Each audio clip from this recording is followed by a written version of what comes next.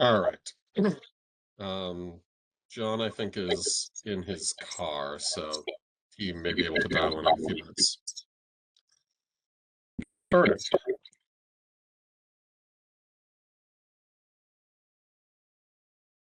All right, so I would like to call to order the meeting of the Manchester-Essex Regional School District School Committee at 6:06 p.m.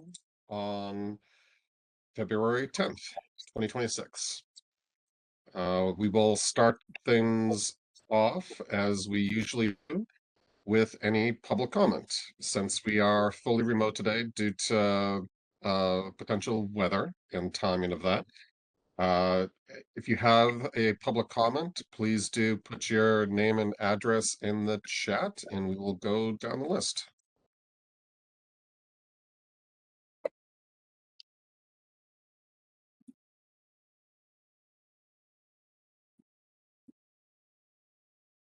Annie, go ahead. And what's the number for Pickering Street? Sorry. 23 Pickering Street. 23. Okay. You can hear me? Yes. Great. So I'm just speaking on behalf of Annie Cameron, not the Board of Selectmen. But I wanted to just thank you for the efforts that you made to get the budget down. And I think, I think you were seeking kind of a blessing from the two towns, and I don't know if you're going to get that or if it's even worth trying to get it. I think, you've got a budget that can work if you hopefully you can whittle it down a little bit more. I think you know what the number needs to be. I just don't want the school operating budget to be a factor this year. I would love it that we could get our building passed in the fall, but anyway, I wanted to thank you, and I know that you'd wanted to make a 3-year commitment, and I think best laid plans. Be great to try to keep the 3-year plan, but I just caution you that we never know what's going to hit us. So anyway, many thanks and good work, and would love to see it reduced just a little bit more. Thank you, Annie.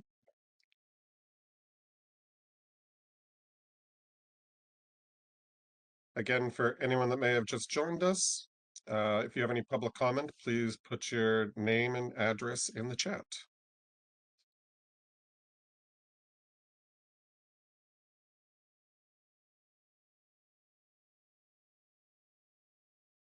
Okay, not seeing anyone else, we will move right on to, I do see Maggie, you're with us tonight, so we'll move right on to our student report if you have one. There's one more in the chat. Sorry about that. Just came in. Yeah, just came in. All right, Ann Harrison, please go ahead. Just wanted to echo Annie's statements. The decrease in your anticipated budget makes it much easier for us to make our budget work also. Thank you. Thank you, Ann. All right. Maggie, why don't you go ahead if you have a report? Wonderful. Okay.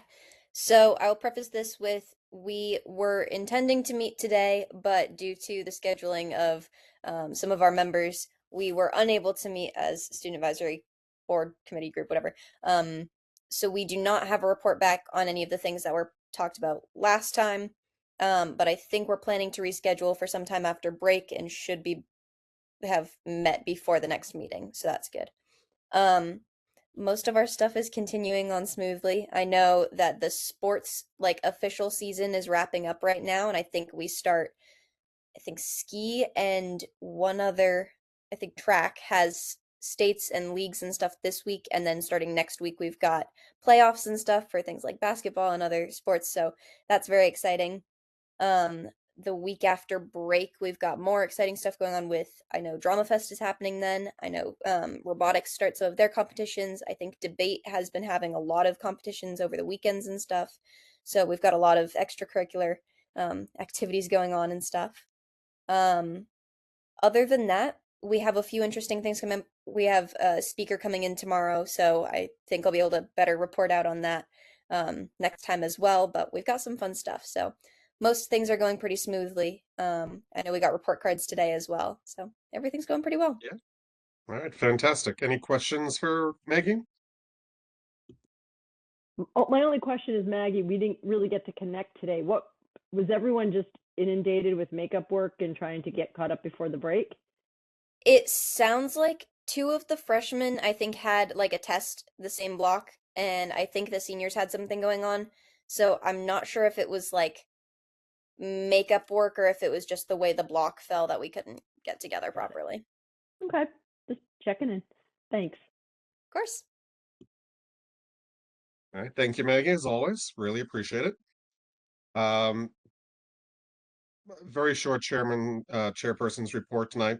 Again, I will just echo as well. I appreciate all the work and effort that you, Pam, and Michelle have been putting into this budget. Looking forward to going through it tonight, and hopefully being to the point where we're able to finalize and vote on a budget to deliver to the towns. So thank you very much for all of that. Moving on to our consent agenda, and you'll have to excuse me. I was in an all-day meeting today, so I haven't had time just to pull up.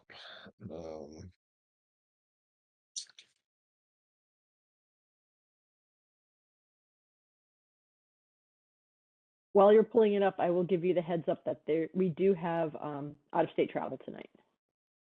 Okay.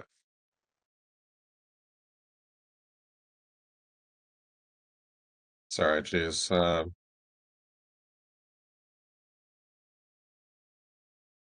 right, so we have are we also doing the ban at the beginning now? No, we'll do the ban as a continued business item. Continued business. Okay, sounds good.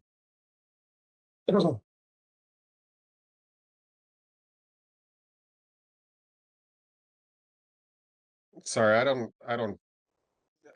not sure what I didn't write it down, and I'm scrolling through here on a small laptop trying to watch it with my meeting as well. What are the We have AP warrants 1043 through 1047 and okay. payroll for January 29th, 2026. In addition, we have the out-of-state travel. I don't know if you want to do them all together. Let's do them separate. So Okay. I'll So make then a motion.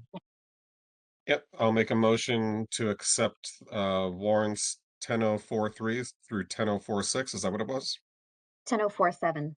10047. Okay, thank you. Do we have a second? Second, Kate. Thank you. Any discussion? All right, so we'll vote by roll call. I'll just do it by on screen here. John, if you can hear us. Approve. Kate, Yes.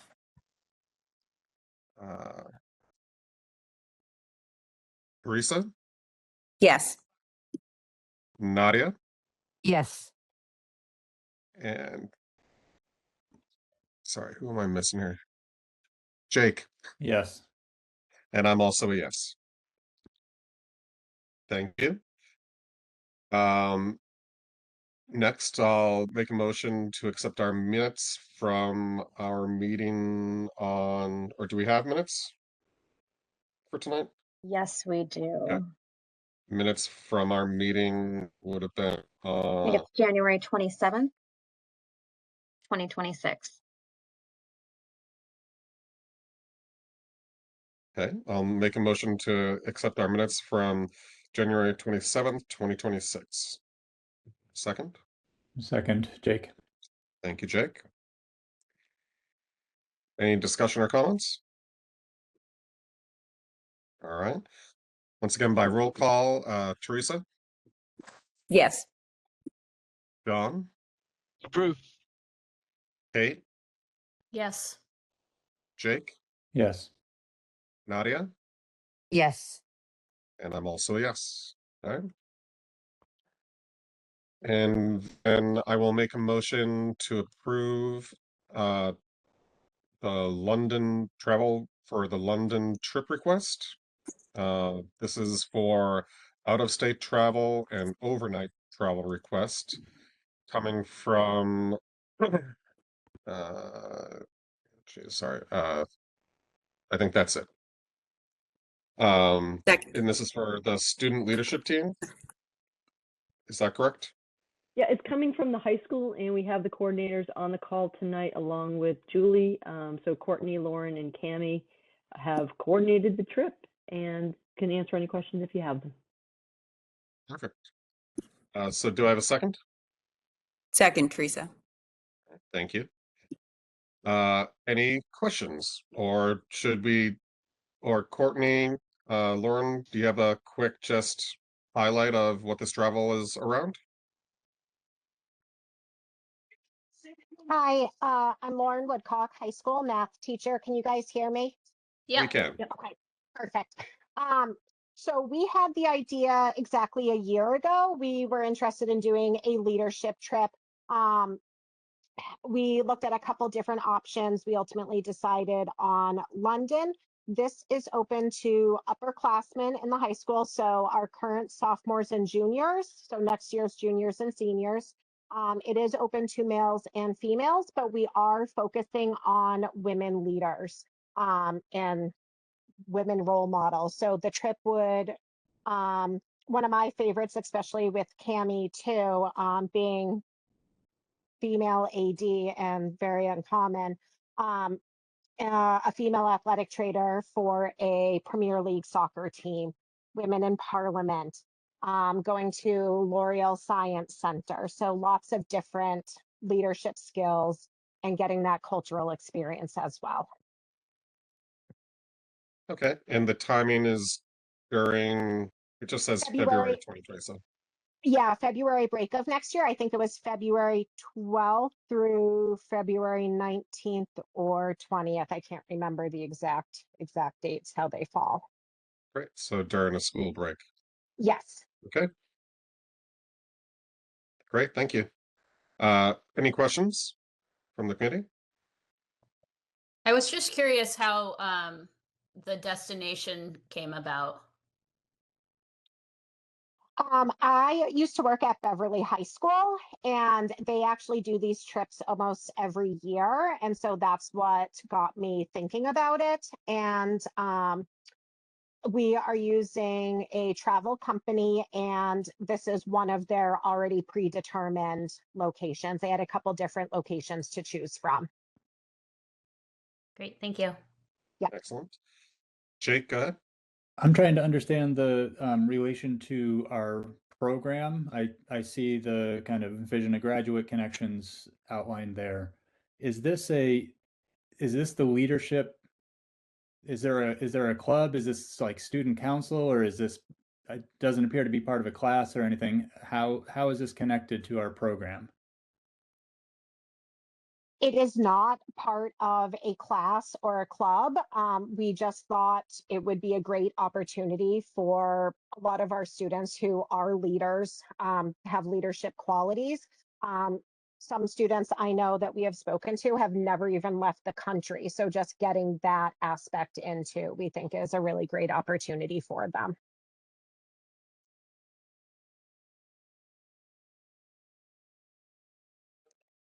Lauren, I can jump in now if you don't mind too.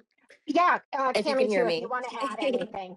Yeah, I just want to emphasize that while there may not be a direct academic association within our curriculum at the high school, it does truly align with every element of the vision of the graduate. And I have this described in the executive summary if anyone does want to pull that up. But like Lauren said, there are some students who have never had the opportunity to travel outside of the country. And so not only would they be able to experience other cultures, problem solve with peers while traveling, develop communication skills, self-awareness and self-advocacy skills.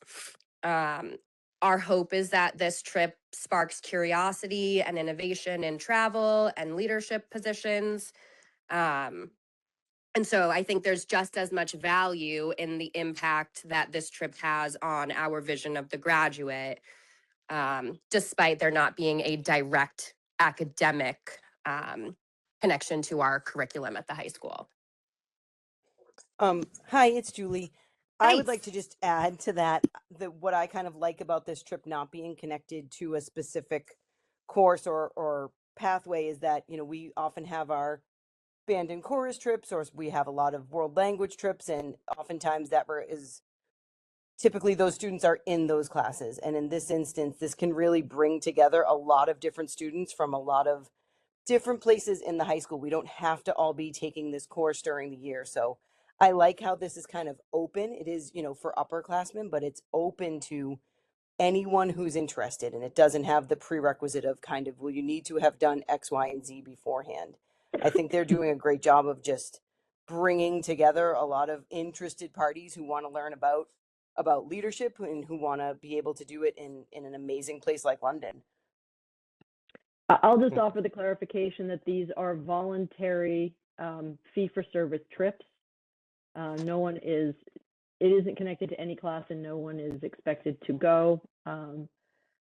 It doesn't mean it doesn't have to have some value and connect to the work that we do, but it is by design not a course-based trip. Yep. And this is open to current sophomores and juniors, right? So there'll be juniors and seniors when they attend this trip? That's correct. Gotcha. And when would they apply? As soon as it's approved by the school committee, preferably in March. Okay, so about a year ahead. Correct. Jake, you got another question?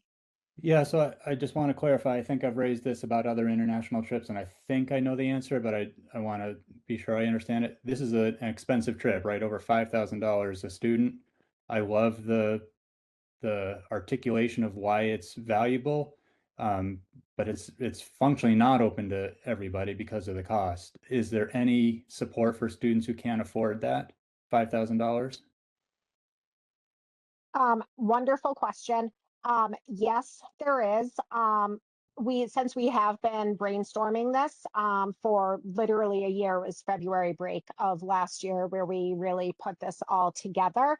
I actually have a very lengthy list that I've kept on my laptop, my notes of fundraising ideas that we hope to do to offset that cost.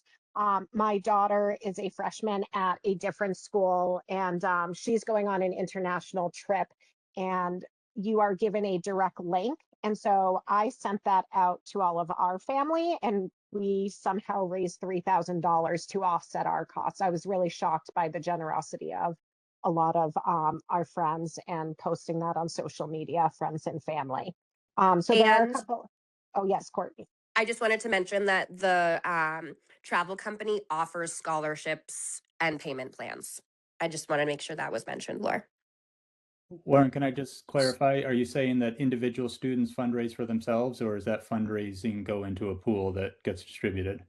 So we have, I'm talking a very lengthy list. And so I will actually, Michelle, you're on my list of people to bug. So to make sure all of this could be done of, writing grants, which Courtney and I have done several times for the math department. So we have experience with that.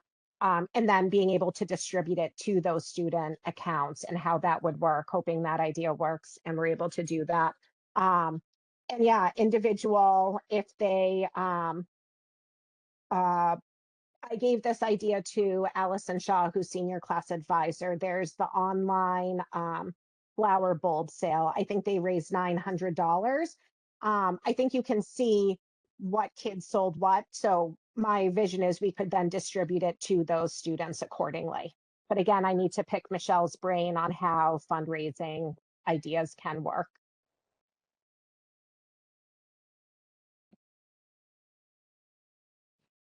I have a question just out of curiosity.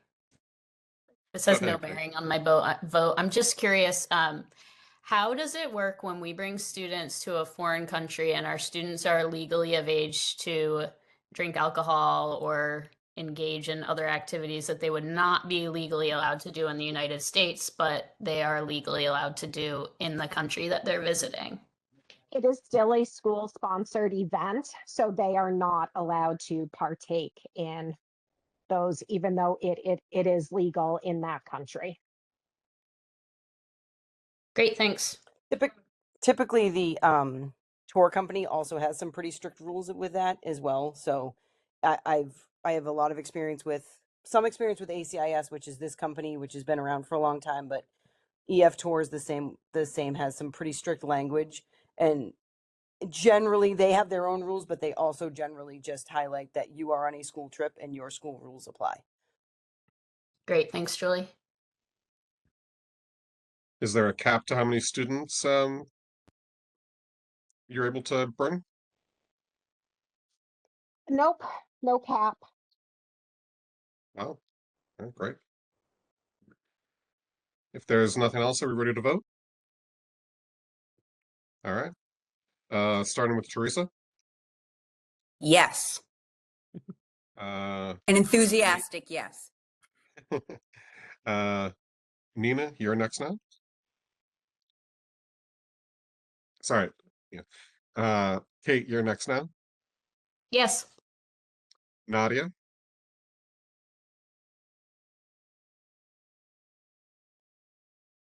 Nadia. Sorry, you're on mute. We'll come back. Jake. Yes, a mixed yes, but a yes. John. I love the idea. Approve. Yeah. Nadia, you're able to get off mute? All right, Nadia's got a thumbs up. We'll take that as a yes, and I'm also a yes. Thank you, everyone, and good luck with your continued planning. I hope you get... Two quick comments. First, if anyone is interested in the trip and has any concerns about finances, they should absolutely reach out to Principals Groy, who can work with you on a myriad of options to help support the interest of any student.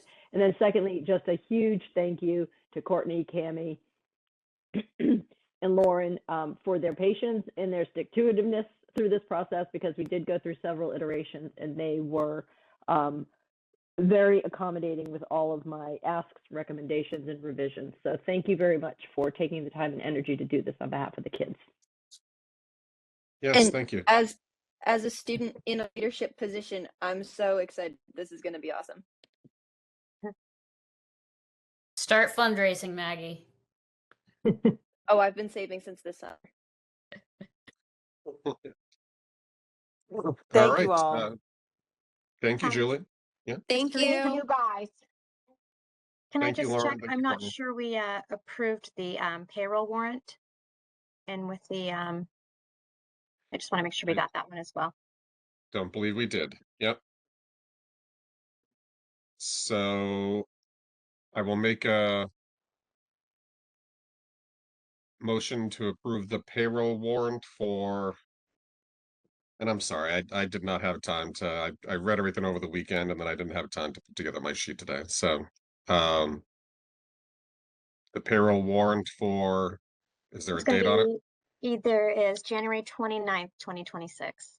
All right, the payroll warrant. I'll make a motion to accept the payroll warrant for January 29th, 2026. Second. Thank you. That was you, Nadia? Yes. Sorry, Yes. I'm having troubles with my connection, but yes. No problem. Yep. Any discussion? All right. Teresa?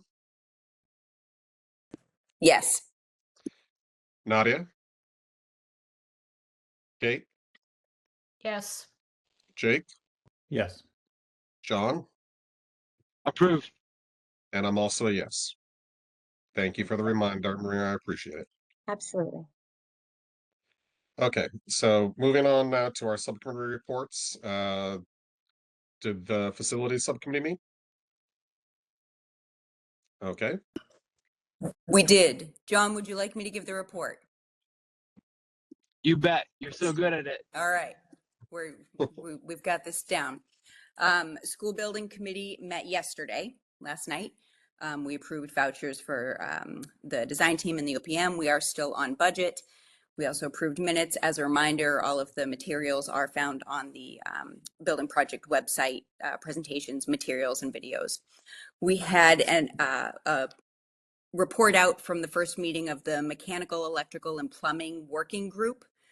In their first meeting, it was just a very high level introduction to the considerations for mechanical systems that will be considered, some options of what kinds of mechanical and heating systems they're going to consider. But it was very introductory right now, and the report out was even more so.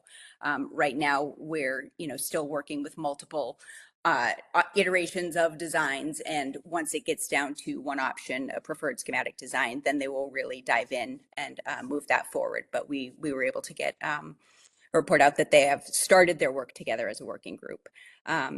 Also had a brief update on the geotech. We had heard in a previous meeting about the results from some boring, hitting ledge at different sites, different areas on the site. And so they are working with other consultants to, down the line, once things are more refined again, do some additional testing to really just refine the results. But again, once we have a more preferred schematic design, once we're moving toward that one piece moving forward. All of that was to inform the design update, which was the bulk of the meeting. So as a reminder, we are right now working toward providing a preferred schematic report. And in that report, we need to submit a design that we have refined and come to consensus on for a code upgrade, an addition renovation, and a new build, at least one design for each of those things to MSBA for the pre-K through 5 option at EES, which we, again, all voted to move forward. In the report, there will also be design layouts and cost price estimations for the options that we removed, a pre-K through 3 option and the memorial combined option, even though we're not preferring to continue to refine that material will still be in the report. But right now we're getting continued refinement based on the comments that come in. So this was the second iteration of those 3 options. And the real takeaway from last night was that in the ad reno options, there are a couple opportunities for different layouts on the site that we were presented with, and also a different size and configuration of the addition, if that were going to be the case that we move forward with, making it more of a early childhood hub with pre-K and K over in the community area. You can see all of these designs, like I said, on the website. But then the additional excitement would be the refinement of the designs for new build, should we go that route. And there was considerable conversation about the possibility of considering a 3-floor design, which was basically floated. The designer didn't come with things for us to look at last night, but was coming to the group to see, is this something that you would want us to entertain? And so we all were able to discuss the pros and cons and ask our questions. And we did decide that that is something we would like them to bring forward as a possibility. One main item would be that it's hard to visualize how that would work with the neighborhood educational style that we have and want to move forward based on our educational program that was submitted. So when this comes to us, when designs come to us, we'll be able to see that a little more effectively. One of the board members did make a really interesting comment that we built on in conversation about the grade drop. That's really a challenge on that site at EES. There's like a 14-foot drop in grade at the front of the building there. But that that's a challenge for new construction or addition renovation options. But if we were to consider a 3-story approach, that actually might be of benefit Because if you think of like a house that from the front looks like it's 2 stories, but it's got a grade drop. So from the back, you've got kind of that third. So it's something that we may be able to work with. The benefits there being that a smaller footprint would be necessary, and smaller footprint means smaller price per square foot, a little bit more cost effective because there's less foundation, less roof. It can be more cost effective to build up than to build out, and it may be an opportunity. So again, nothing decided, but we did give the go ahead to please pursue that option to bring some designs to us. And that's really it for last night. We're meeting all the time. Right? We're meeting again the Tuesday after break. So this is the work we're doing right now, is just this continued refinement, giving all of the input, asking all of the questions about these designs, and then they come back with refined designs, and then we do the same thing, and we'll be doing that until we make some more solid decisions in the next month or two. All right, thank you, Teresa. Any welcome. questions from the committee? Okay. Jake, there was a finance committee meeting, correct? A Or town not finance collaboration committee, but meeting. yes. Yeah, which Lindsay and wanna I report on that? participated in. This has some bearing on our upcoming conversation about budget adoption as well. So I'll try to portray kind of where we landed in that meeting.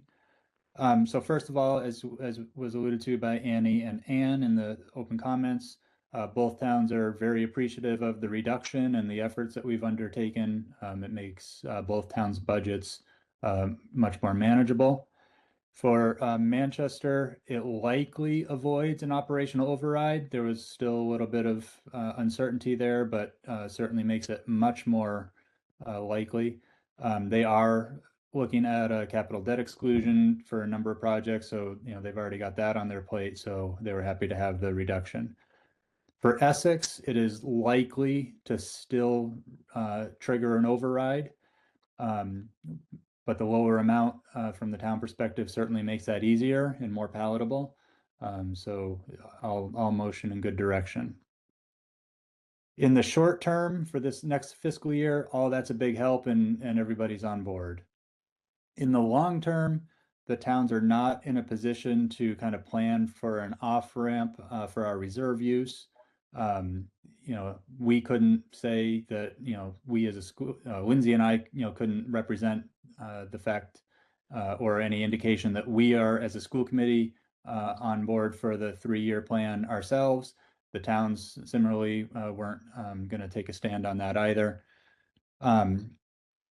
That both towns were clear that they're focused on kind of 1 year at a time, kind of current expenses and kind of pay for what's on their plates. Both towns are focused on paying down their OPEB contribution. For Manchester, that's in FY27. For Essex, that's in FY28. And when that happens, that comes off their operational budget. That frees up some money for them, which will be a help in future years. Both towns would like us to see us play out our 3-year strategy, both for stability and to see ES through. And so they express that. And both towns are comfortable with our reserve use, recognizing that if any large capital emergency arises, right, we're all aware that we're going to need to ask the towns for money if it goes beyond, what we can carry. And, we are going to be drawing down reserves a little bit over time. So that will, if something lands on our plate, that is something that we'll have to coordinate with the towns about, most likely. So I think that's the gist of kind of where we were and where we landed. Any questions we can also take up, during the budget adoption conversation too. One question, Jake, were there any details on additional cost cutting that is being requested? I'm referencing the public comments that were made. They would all love that number to come down further. There were no specific requests for things for us to look at or look into. All right, thank you, Jake. I don't believe that the Policy and Advocacy Committee met. All right, and the negotiations team also did not meet. So moving right on to our superintendent's report. Pam, you're on mute.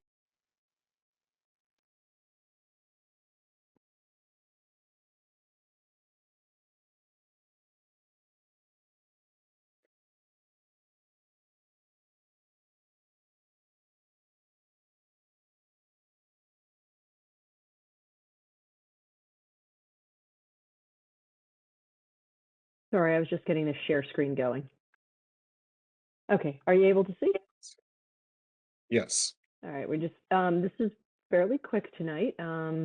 Most of our energy has been going into the middle school principal search and or the budget since we last met. But some exciting news and a big congratulations to Rebecca Zaros for receiving the Rising Star Award from the Massachusetts Association for School Psychologists and Therapists. She's our adjustment counselor at Memorial School. She has been a wonderful contributor since she's joined the staff, so we are very proud of her for receiving this award and representing the district well. So many congratulations to Rebecca. Excuse me.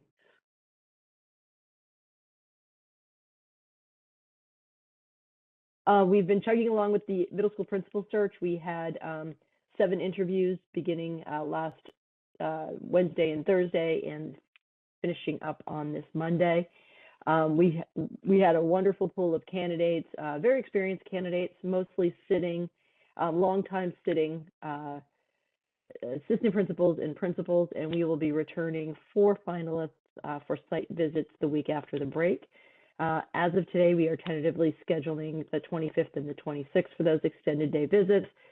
We are going through the process of reaching out and confirming that they are all willing to continue with the process, and if all goes well, we should have a release out by week's end identifying the 4 finalists. We'll have a website dedicated to posting their credentials, and we'll also be sharing the more detailed version of the site visit. But it will follow, if you participated in any of the site visits in the past, it'll follow the same basic ingredients of a combination of meeting with all the different stakeholder groups, as well as day-long observations, meeting with students, parents, faculty. There'll be a school committee block, a general community block. So our goal there is to try to get them a little bit more familiar with our environment and get their reaction to that, as well as get to learn about their leadership skills a bit more. So really, it's really exciting. It's been a great committee to work with, and we look forward to bringing this to conclusion by that second week in March. Looking ahead, March 3rd, I'll be coming with the preliminary, believe it or not, FY 27, fall of 26 projection for enrollment report. This usually accompanies the school choice report. I don't anticipate changing the recommendation at this time. Our conversation tonight could change it, but we'll be looking at this point to replace only the number of graduating students next year, and that would be 2. So that would be pretty limiting. I know we have over 150 school choice applications. So I think we'll have no problem filling the two seats that are exiting. And the one thing that we are monitoring is the new Essex Tech lottery-based enrollment process. In that process, they have allotted 10 seats to Manchester and 5 seats to Essex as their minimum target. And it is just a target. They would have to have 10 accepted applicants who are willing and commit to going from each town to hit the minimum. If it comes in under, those seats are returned to the general lottery pool. So it is a popular program. We are keeping a close eye on it. We very well could see up to 15 students moving to the tech in the fall. We don't know that yet. So again, we're keeping our eye on it. And if we have better detail or more concrete information, we'll include that as part of the report on the 3rd. Other than that, just a reminder, put it on your calendars that the STEM STEAM showcase is coming up on March 18th. Believe it or not, it should feel like a long time away, but it is a blink of an eye. And I think Teresa covered the Essex Building Project update. Just a reminder for everyone, we're still in feasibility, but we are approaching what should we build after having completed the physical identification and grade level configuration determinations as part of PDP. So unless you have questions, just a reminder, I don't know what tomorrow morning's going to bring. I've been getting lots of questions, but this is just our winter information in case anyone is unaware of how we communicate school closings or delays due to snow. So that's it for me tonight. Thank you, Pam. Any questions from the committee?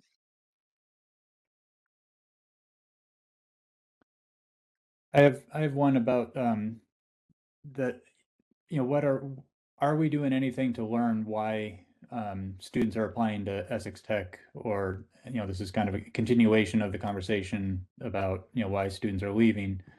But given I have heard through other channels that more than 15 kids applied, even how many get in will be, or accept will be an open question, but that's a pretty good chunk of our incoming 9th grade class. So I'm wondering if we are learning from that in some way.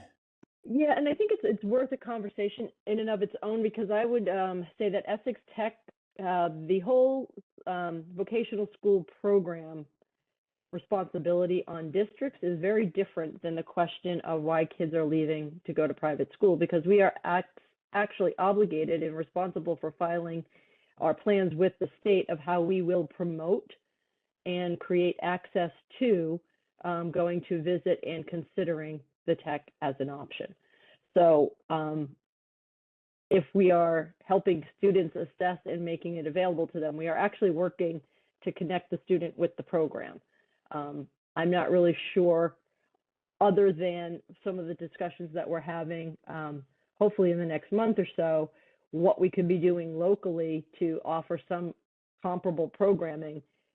The extent of the programming that they offer and our resources, I don't know.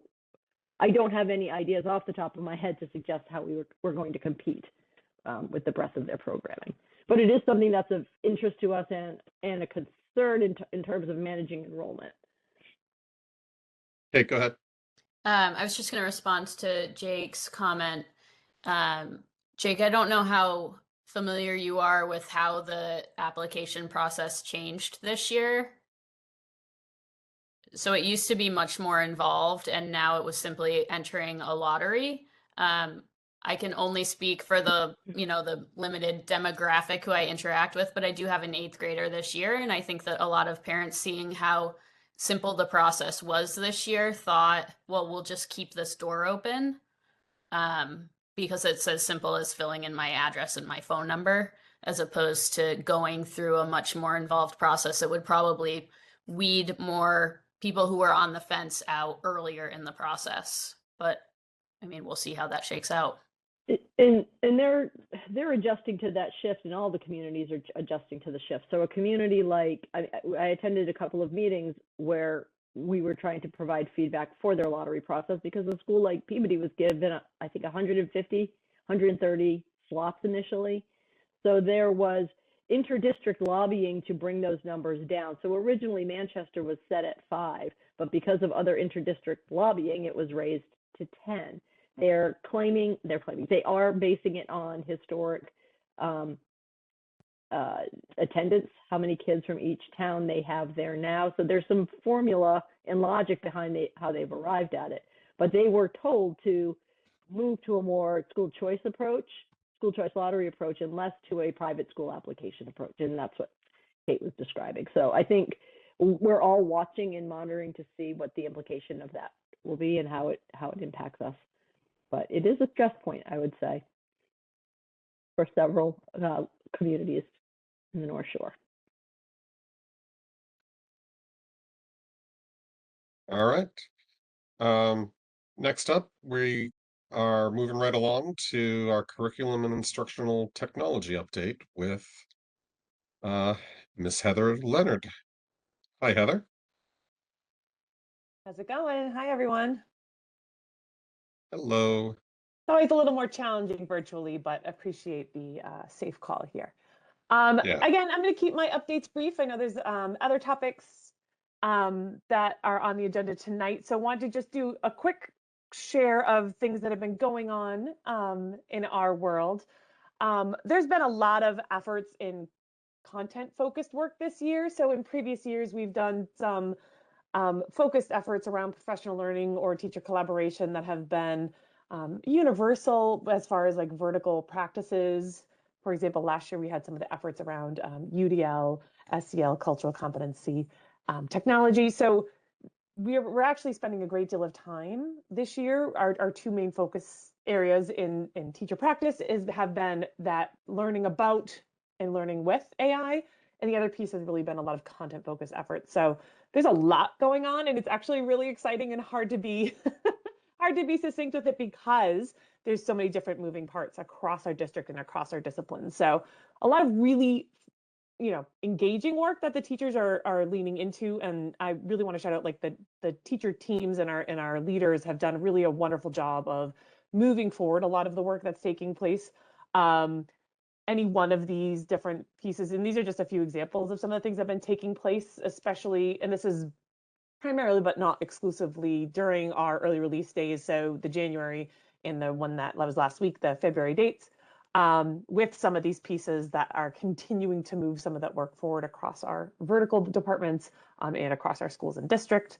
And in addition to the ongoing curriculum articulation work that's happening, again, sort of in those pre-K through 12 areas. A few just quick updates that are time sensitive.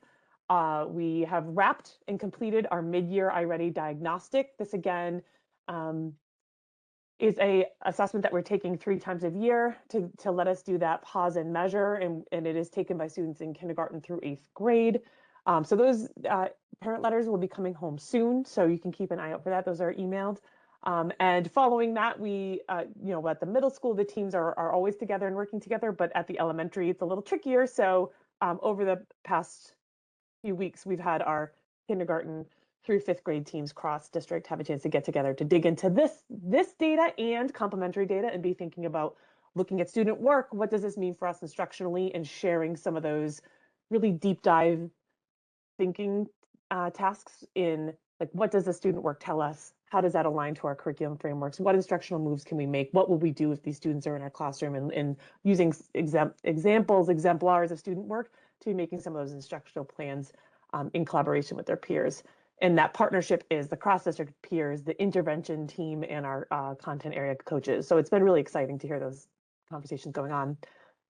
Also, continued efforts around the K-5, 6, 8, 9, 12 MTSS program development. So it's really exciting because I think folks that are doing this work, a lot of the work is in different places depending on how long that focused effort has been taking place. But we actually had a chance for individuals across that K-12 spectrum to meet together to be thinking about system structures. What structures do we have in place that will really stretch us across that vertical articulation?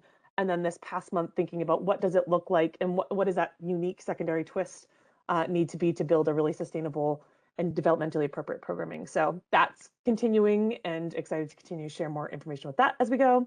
And planning is deep underway with the professional development committee for our district-wide PD that is coming up in mid-March. This is that full day when we as educators get a chance to get together and go really deeply into the work that we're doing, and really thinking really around our continued theme on intentional instructional practices and those content-driven pedagogical shifts and moves that are taking place. So excited for that. And that day we will, for those who were able to attend the community event, our keynote for that day will be former Education Commissioner Jeff Riley, who is working in partnership with Day of AI and MIT's efforts to help us to find the opportunities and the challenges in AI in our field, and what does that mean for us to feel empowered and get that systemic intentionality around making those choices and decisions with the AI work.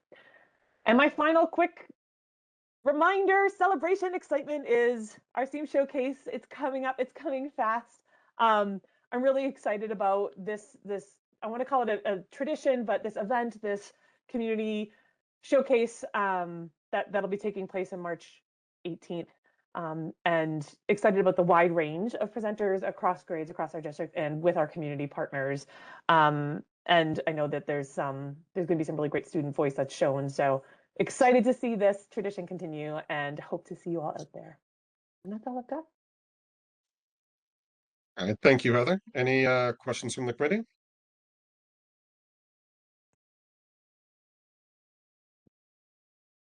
All right. So Heather, Sorry, Jake, go ahead. yeah, on your list of the subject areas you had for science, you had PD. Does that mean you're in implementation of curriculum, or is that kind of getting ready to think about? I guess where are we on the review process with science? That's a really good question, Jake. We're in actually kind of a funny staggered spot in science for a few different reasons. The professional development that's taking place, what we decided to do based on the data review following that initial phase last year, was realizing that a calibration of our practices is really important.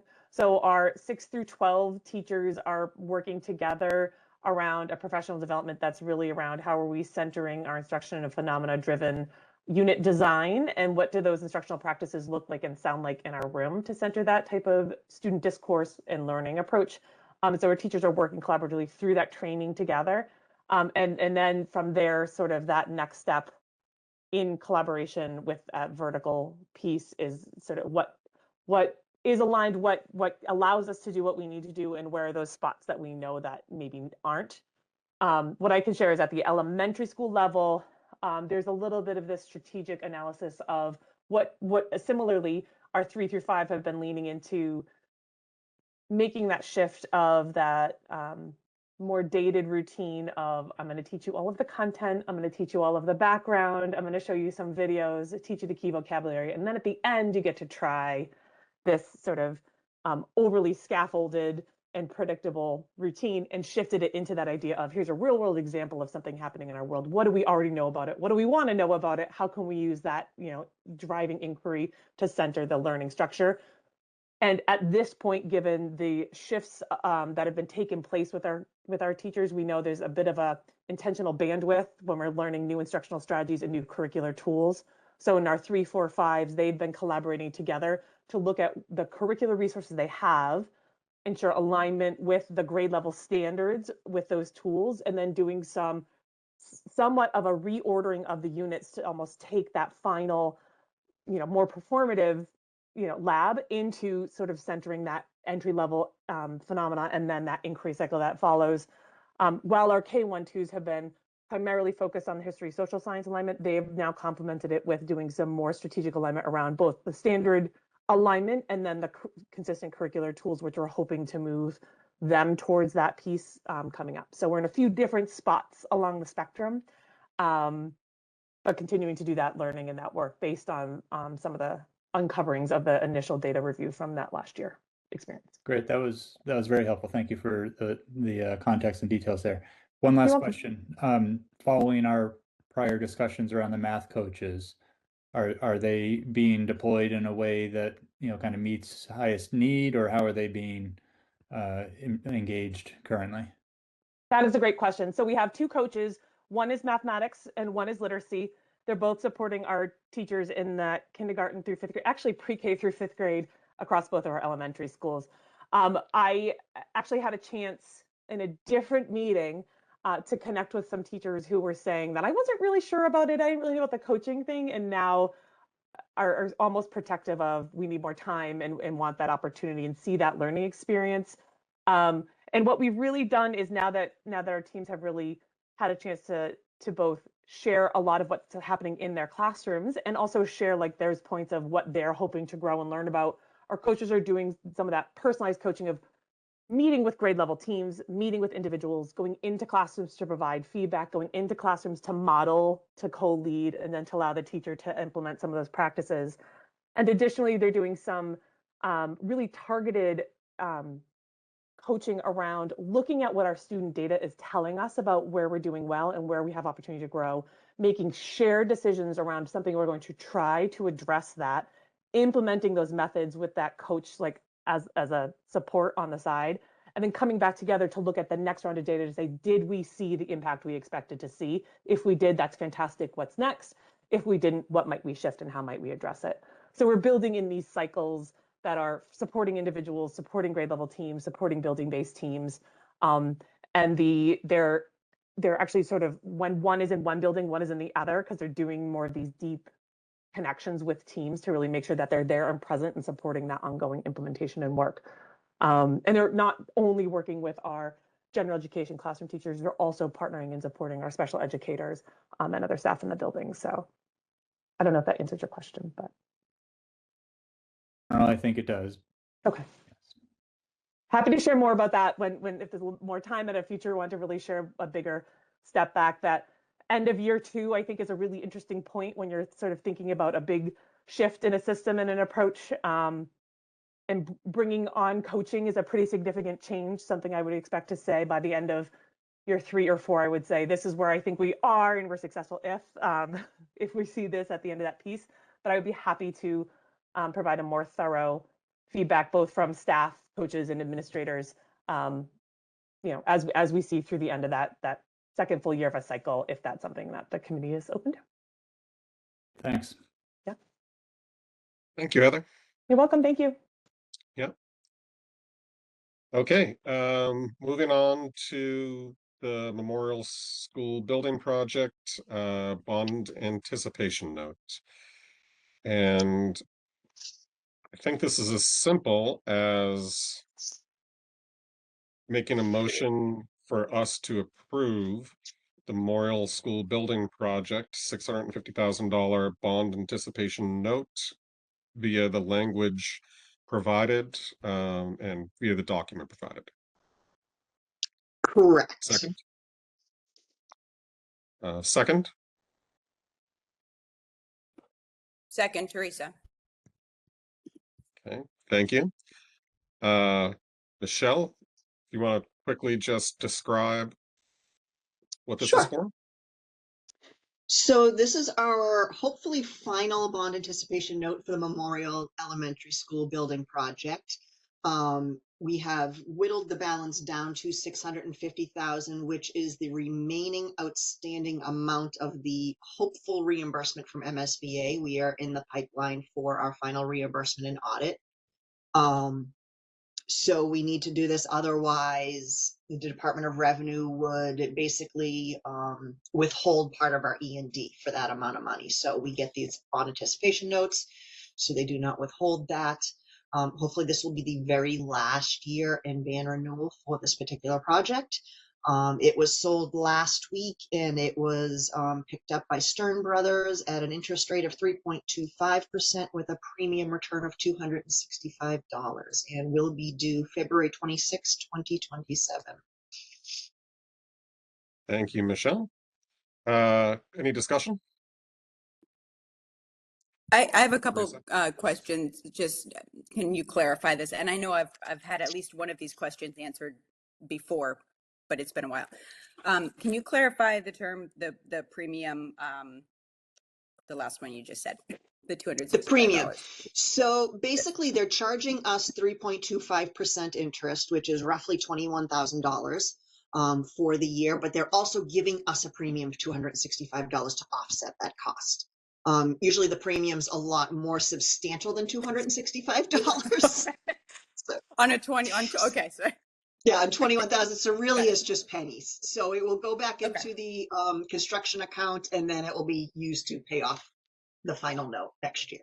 Okay, so I hadn't lost my mind on that one. And then my, and then my other question is, I know that it's, again, because the MSBA audit process and reimbursement process takes so long, does the interest that we're paying on these bans, does that end up being reimbursable, or is that just money that we're sort of eating because we need to go through this process? Yeah, that's just money that we owe on the project overall. Got So we are lucky that we do not anticipate taking another bond out. So this will be the final borrowing that we'll be able to pay off. Yep, got it. And I recognize that on balance, we did pretty well with with the Yes. borrowing for that, but I just wanted to understand it better. Thank you. Exactly. You're welcome. Okay, so we'll take a vote on this. Kate, Yes. Teresa, Yes. Jake, Yes. Nadia, and John. Approved. And I'm also a yes. Thank you, everyone. Great. Thank you. Moving right along to our FY27 final budget discussion and adoption. And I will let you all take it away. Michelle? Okay, we thought maybe just a quick recap, not another full budget presentation. I think you guys have the details down at this point. So just a few comments and then we can get into a discussion.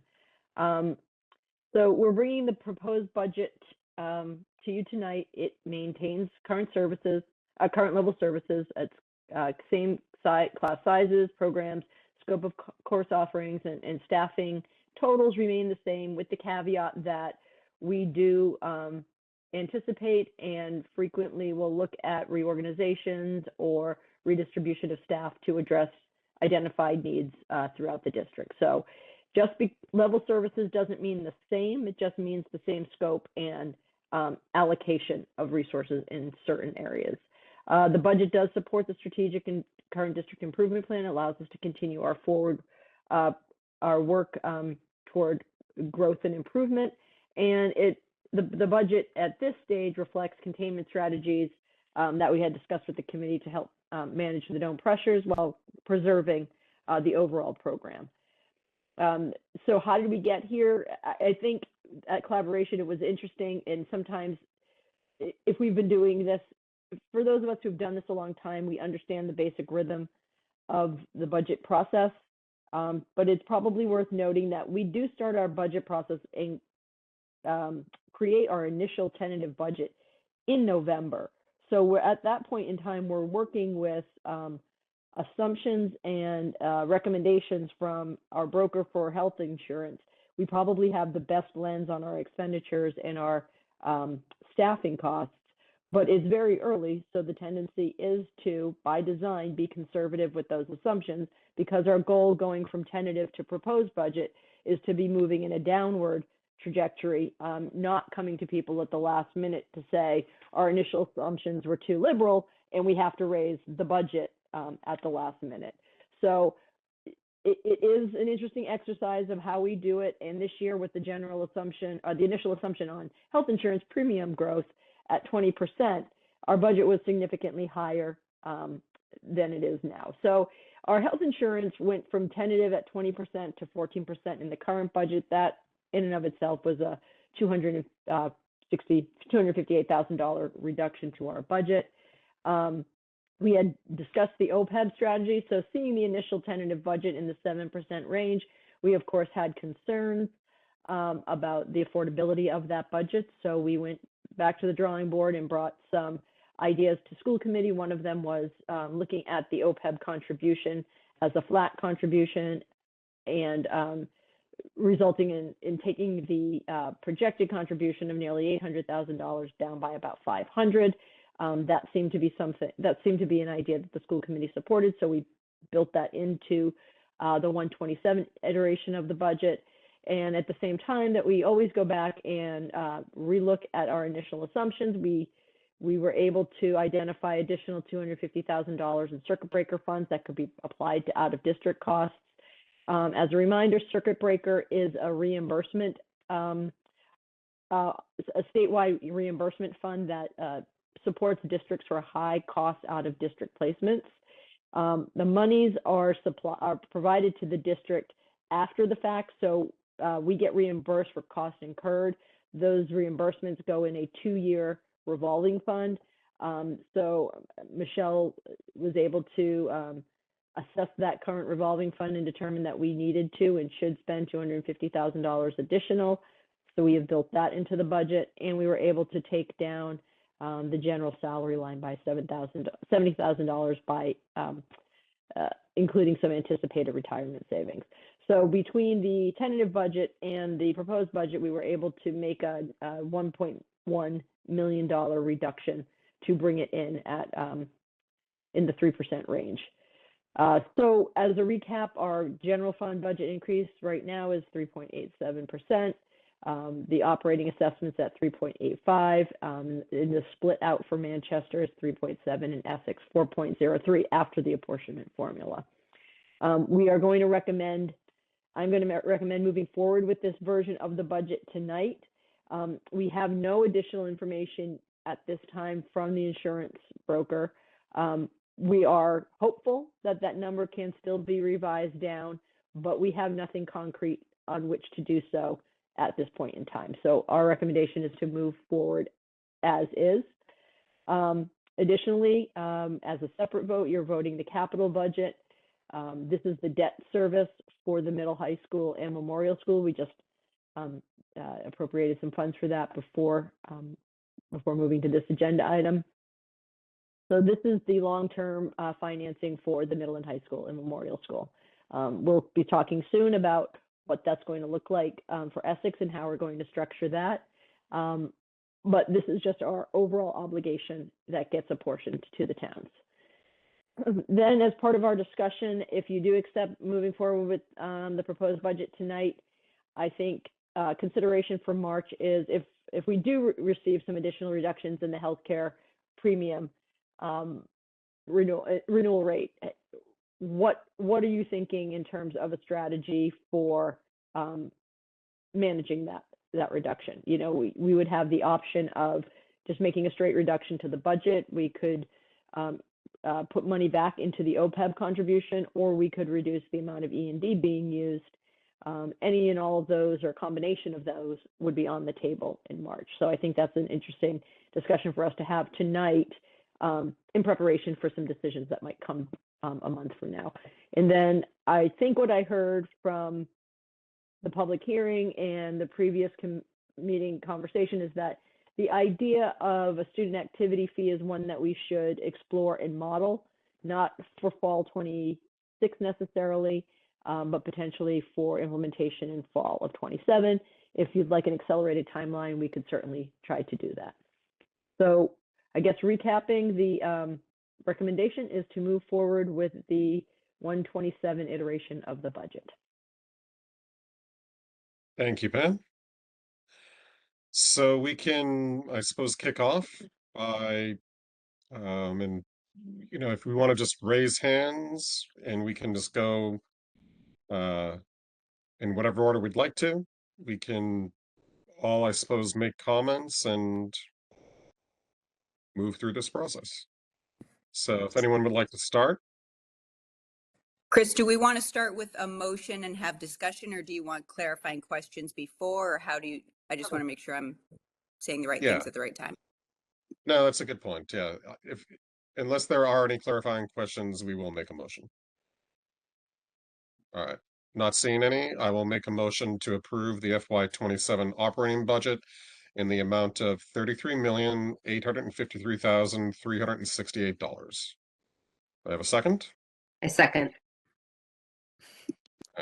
Kate or Teresa? All right, thank you. No, it was Kate or Nadia. I didn't jump. Oh, Kate or Nadia. Oh, Kate or Nadia. Okay. All right. So we can just start off. Unless someone would like to go first, I'll just go down my camera roll here.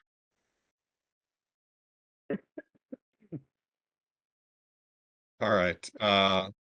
Why don't you kick things off then, Nadia? If you have any further discussion. Mostly thank you to Pam and Michelle. I really appreciate how you've been bringing us along. I mean, for me, this is my first time going through this process, but I think it's gone very smoothly. I feel like you've given us a lot of information and in prior meetings answered a lot of our questions. I think it's no secret that I support trying to maintain services that we have now. I'm not looking for us to do cuts. I do have some concerns about reserves and just the feeling that we don't have much of a rainy day fund and we're going to have even less of it going forward. But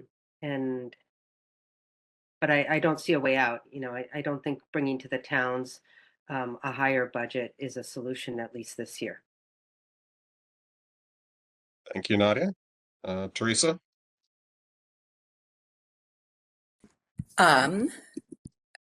Echoing Nadia, I'm grateful for the work that's gone into this. I am in full support of this budget. Nobody likes the idea of using up all our reserves. We just worked so hard to get a reserve policy in place, and we're already outside of target. But again, target was chosen as a word for a reason. I just want to also thank Jake and Chris for working to represent our committee in the open collaboration meetings, and I'm grateful that our town partners through this process have been willing to meet in open meeting to have these conversations so that we can all be aware and our communities can be aware as well. And I think that that's really beneficial. I think I've got some thoughts and comments that I think I'm gonna not take at this time, but I do want to say that our committee has chosen a series of strategies, just like our town partners have strategies for managing the town budget that they've chosen to use. We have strategies that we've chosen to use. And this year, some of our strategies are overall, actually over years, to keep the assessment stable and predictable. That's the phrasing that I've grown up with here in school committee. You know, you can't always do it, but this year we were able to by using other strategies, this consistent use of reserves, recognizing that there will be an off-ramp at some point, but also we have other levers we can pull in the meantime. And I don't think it's the end of the world. I feel confident in the recommendations made by Michelle and Pam to move forward with that plan. Same thing goes for the OPEB reduction. We also made a commitment this year to consider all of this and give notice to our towns early. And our town partners, especially even just in the most recent meeting, are telling us what they may or may not have to do, but nothing's definite for them because nothing's definite for us. So by us choosing to do this part of it, take our vote now, then our town partners get to decide how they manage their budgets. So with that, I will just say that in terms of any possible change moving forward in the healthcare numbers, I don't think that's going to move the needle on our targets for reserve or OPEB use. And if it does help our town partners a little bit, I'm in favor of just letting that go straight toward to reducing the assessments to our towns, because I am confident in this set of strategies for a set amount of reserve use, reducing the OPEB contribution for now, and moving forward that way. So thank you all for what you've done. Thank you, Teresa. Jake, you're next up on the camera roll. Yeah. So in general, yes, I think we should move forward with this. We've all done a lot of work to get here and coordination with the towns. And we are functionally committed to it based on our past practice of never going back up once we move down different versions. So I think it's the way to go for this year, for this coming fiscal year. In terms of whether or not the number goes down, I'm not quite ready to weigh in on that because I think it really depends on how that number, whether that number, I should say, helps our towns avoid an override, in Essex in particular, avoid an override. I don't know what that number is. I think to Teresa's point, you know, that's kind of the next step is for the towns to work that out and for us to understand if there is something there that we still have some wiggle room, is it enough to avoid that? And to me, that'll be the determining factor. If it's not, then we have a lot of options. If it is, then, you know, to Teresa's point, I think, you know, trying to avoid that step in the town process would be great.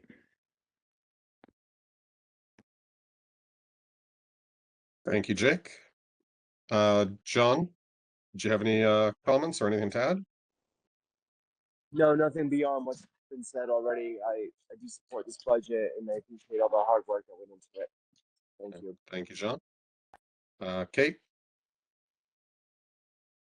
Thanks, Chris. I believe in this budget. I'm proud to support it. I think that we made a commitment early to do everything possible to reduce the budget to our towns, or to reduce the bill to our towns. And I believe that we have done that. I tend to always find something to worry about. So in keeping with staying true to myself, I will worry about our reserve use. I think that what makes me feel more comfortable with it is knowing that our town partners are comfortable with that level of use, and knowing that if there were any sort of unforeseen crisis that extended us beyond our means, it would be our town partners who we were going to support us through that as a district. So I think knowing that our towns are comfortable with the reserve use makes me feel better about it also. I would like to see us commit to returning any additional savings to the towns up to an agreed upon date. I know that at one point last year we pushed up against some difficulty with towns having already made cuts or accommodated a level of growth that didn't end up happening. But if we could agree on a date at which we would then say, okay, after this date, any additional savings will go back to us, whether we say that's OPEB or E&D. I think that that would be my preferred strategy moving forward. Right. Thank you, Kate. You know, I also in general support this budget.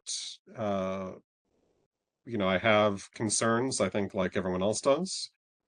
But given current financial pressures, you know, I do think this, you know, that this budget does make sense to me. I'm not convinced that we're going to see any additional savings. I think our healthcare costs have already come down quite a bit.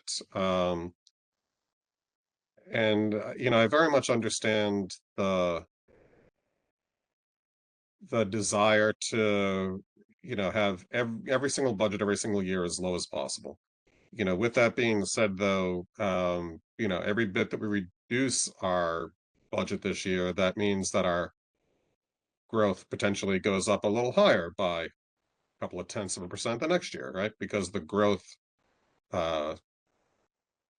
you know, the percents always change in that direction. So, you know, I'm not sure. I think I would probably favor, you know, I think this is a very reasonable number for us to come in at as a school district based off of how much our costs are increasing this year, how much we're increasing our reserves, which is not sustainable. And I'm very concerned on what happens when, you know, potentially in as little as 2 years, we don't have any reserves. And what type of budget do we have to put at that point, especially if our healthcare costs are 20 or 25% that year?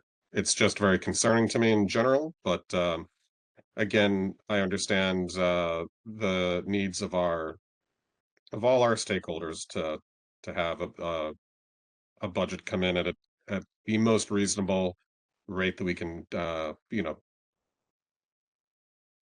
fund. So with that, you know, again, I support this budget this year, just along with my concerns. Pam? Yeah, I just want to piggyback. Thank you for the support. I do think we're in pretty good shape. I would say as we think toward March, again, nothing we have to decide tonight. In my head, the target is always 3.5%. So do everything we can to hit our target, and the steady and stable. I love hearing that. And I think it's by design that the 3.5 is kind of that steady and stable that doesn't set us up for a harder climb or a larger deficit in the following year, but gets as close to the reasonable and expected as possible. So I've started to model a little bit and can bring it in March, and we can maybe talk about it at the finance subcommittee, what some potentials are if we are lucky enough to get a further reduction in the premium increase. You know, what do we do up to 3.5? And then if we dip below 3.5, at that point, do you start addressing some of your concerns about reserves or OPEB? And then you guys can debate it out and come to a conclusion. But I would I would ask to kind of keep 3.5 as our goal for next year in mind. You know, that's a little bit of a 2-year strategy too. This year will link to, this year can make next year harder or easier for all involved. Do we expect any additional savings anywhere else potentially? We could have some potential, another potential retirement or two. Someone might move, we could get some relief there. I think that's another place similar to what some of the points made about reserves, where staffing is not a straight line, you know, so cutting too close there and not having enough for something unexpected is also problematic. So I wouldn't build anything in until we're certain, and a lot of what will happen in April and May. So I wouldn't project out, you know, we'll get 5 people that move. So it may not be in time for us to realize any significant savings, but nothing at this point. Sure. Okay. With that, then, is the committee ready to take a vote? All right. We'll go down the roll call. Nadia, you're first.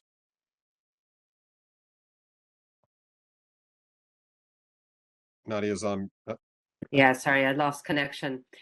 Question, Pam, just follow up to what you just said. If there were an additional retirement or a move, wouldn't that also imply that we might hire replacement staff? Yeah, so when someone retires, we put when budgeting, we put the replacement position in at M5, which is our target hiring level. So depending on the exiting FTE, there's a large or no savings in that. So it's just a budgeting tool. Okay. Thank you for clarifying. Yep. Okay. Michelle, I don't know if there's more detail that you wanted to provide on that, on how you think of it, or if I captured it. No, I think you captured it really well, but usually when a teacher retires, they're at the top end of the salary scale and we replace them in mid-range. So usually we see a 10, 20, sometimes even $30,000 savings in a retirement, but it's not necessarily eliminating the position whatsoever. It is replacing the position at a different salary range. But we can also hire a teacher at a very high salary. Mm-hmm. Not as usual, but once in a while we'll get a unique situation. All right, so we'll take our vote now. So Nadia, go ahead. I support the budget. Teresa? Yes. Jake? Yes. John? Approve. Kate? Yes. And I'm also a yes. So that's unanimous. Thank you, everyone. Yay. Next you. up, I will make a motion to approve the FY27 capital budget in the amount of $3,856,437. Do I have a second? Second, Teresa. Okay, thank you. Any discussion? Just to confirm, Michelle, this is all expected and standard and no changes or surprises? Nope, this is all expected. The last piece that fluctuates a little bit is that ban renewal that went out for sale last week that you just approved. So we know what the definitive interest cost is with that. The only fluctuation we have built in is we're anticipating roughly $600,000 from MSBA, could be upwards to 650. Our note is 650,000. So we have the $50,000 repayment built in from the towns as well. So it might be a little less, but we will be sure not to charge the towns for the full amount until we know what the reimbursement is. Thank you. Okay. Any other questions? All right. Nadia? Yes. Teresa, Yes. Jake, Yes. John, Approved. and Kate. And I'm also a yes. Great, thank you all. And just a quick note, just for the minutes, Maria. Lindsay wasn't able to attend tonight, but she did express that if she was able to attend and vote, that she would also support this budget. And I think, she has some of the same concerns that we all do about, reserve use and things like that, but nothing out of the ordinary, just for the notes. All right. Any school committee comment?